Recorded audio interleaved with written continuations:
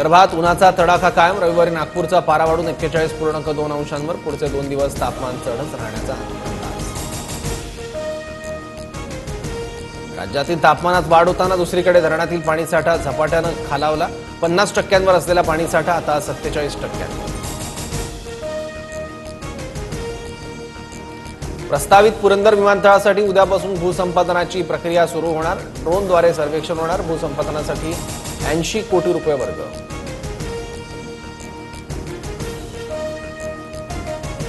आज देशभरात ईदचा सण साजरा केला जाणार. नवी दिल्लीतील जामा मशीदमध्ये सकाळी नमाज पठणासाठी गर्दी.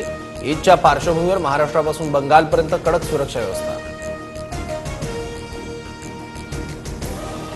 आयपीएलमध्ये चेन्नई सुपर किंग्सचा सलग दुसरा पराभव. राजस्थान रॉयल्सचा 6 धावांनी विजय.